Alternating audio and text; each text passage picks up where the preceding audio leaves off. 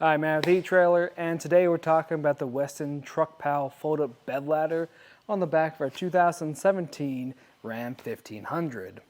Now, today we do have our truck lifted up, so as you can see, this is a great use for this ladder because it's going to be a lot harder to get in and out of here, especially if you are using this for work. It's just going to make your life a lot easier. So let's take a closer look at it. First thing I want to talk about is construction. So this is going to be made out of an aluminum alloy, but as you can see, I'm a bigger guy and it's able to hold up me, and it's going to be able to hold up to 300 pounds. You're also going to have 4 rungs. So this is a universal fit. So if you look at the top rung up here, well, the back of our tailgate is going to block a lot of that. And that might depend on your specific truck too. But the one we have today, that is an issue I see with it. So if I'm using this, I'm probably not going to be using that top rung, and I'm going to be going straight to the top.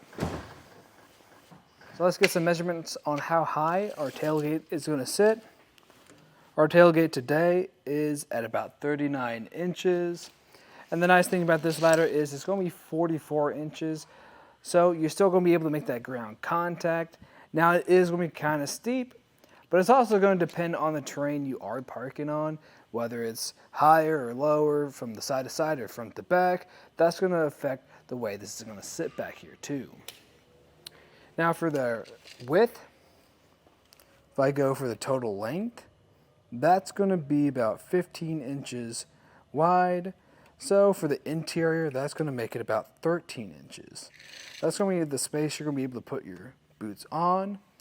And the total length of those steps is going to be 2 inches. So I know that isn't a whole lot of boot space. As you can see, that's how much room my shoe is just taking up right there. But one of the pros to this too is once you do have this folded up back there, it's not going to take up a whole lot of space. Talk about folding it up, it is pretty easy to do. All you have to do is lift up, push in on it, and it'll fold into itself. And once you have it all the way folded up, I just recommend securing this latch down so you don't have to deal with this bouncing around when you're driving.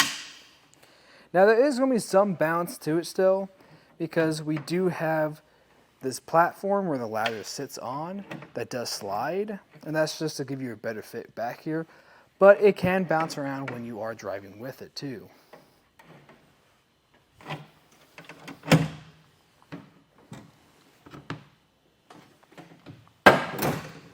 And you can see the space back here is going to fit pretty nice too. All you have to do is just unlatch it, lift up on it, and then fold it out. And there you have it, just like that.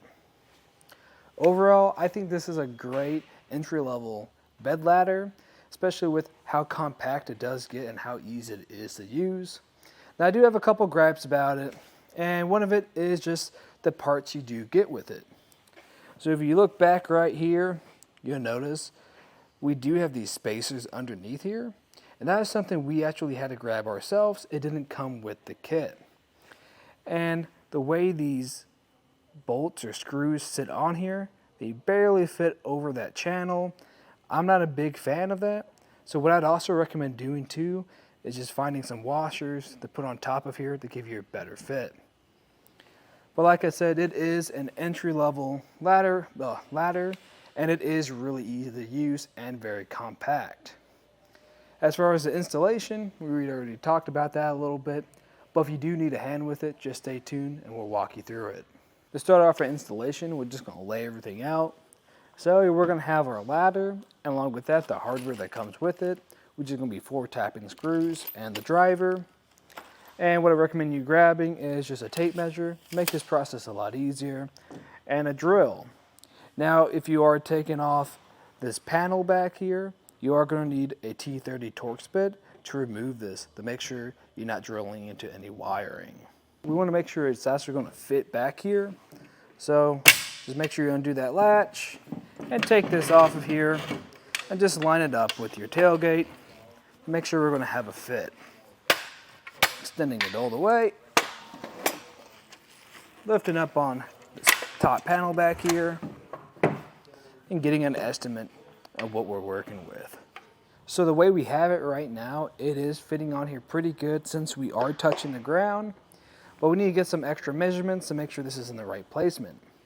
So for the width of how this is going to sit on our tailgate, we want to make sure this is going to be at most 3 inches, or at least 3 inches. So we got a little bit of space to work with here if we really wanted to. Now you can keep this a little bit wider, but that's just going to depend on your personal preference. And then we can get the overall length is going to sit back here. So from the edge of this platform to the edge of your tailgate, we want to make sure that is no greater than 2 inches or no less than 2 inches. So we can even pull it out just a tad bit.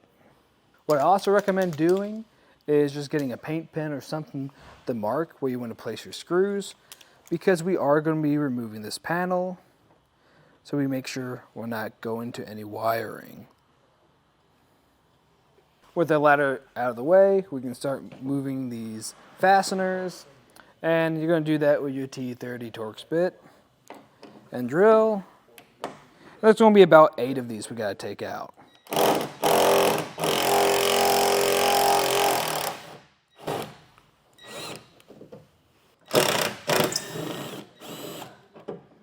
And we're just going to remove this last one now with the hand, take it off by hand. And then we can remove this panel and set it to the side and take a closer look underneath here. So after looking at it a little bit, we notice our screws are going to land right about here and here. And we're not going to make contact with this bar that is used for your latch. So what we're going to do is actually move our screw holes just over by maybe like 1.5 inches or 2 inches, so we can grab onto more metal for more of a secure fit. And now we're just going to put this all back into place. We had to do some workarounds and make sure we can get our ladder flush on here. So as you can see, we got 4/4 inch spacers in place of here. And that's just because we have these in this channel, so it can sit flush. So after when you've had everything marked out, you can put these down, make sure they are flush. You don't want them sitting cockeyed like that. You want to make sure they're completely flat. If you want, you can make some more marks, just be extra cautious. Now, if you don't want to use spacers, you can use washers. You just got to make sure when you do this, just kind of stack them up about 1/4 inch high so they can make sure the platform is flush on here. Once everything's lined up and flush, we can start drilling our self-tapping screws in.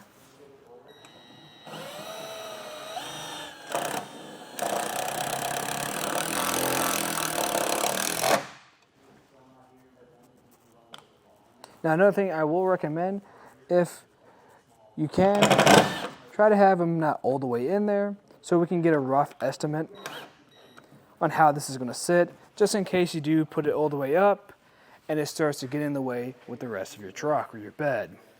With everything loosely in place, we're just going to fold this up now and make sure this does have the ability to close.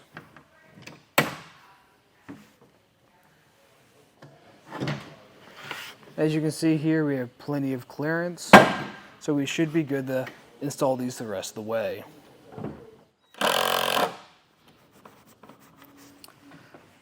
And when you have everything tightened down, you can give it a good shake test, make sure everything feels pretty tight.